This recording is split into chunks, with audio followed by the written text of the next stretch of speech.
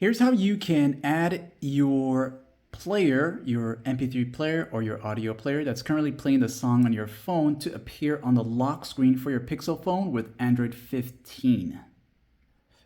In order to show the media player on the lock screen, you will want to go into the quick access of your Pixel phone here with this here by finding this right here. Then when you're in this section, go to the part that says sound and vibration right there.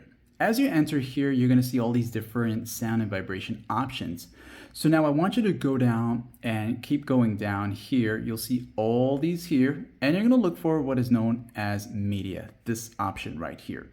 Once you go into it, you're going to see these different media options, and one of them will be the one that says show media on lock screen. So this is not going to be part of the lock screen settings. It will be found under sound and vibration.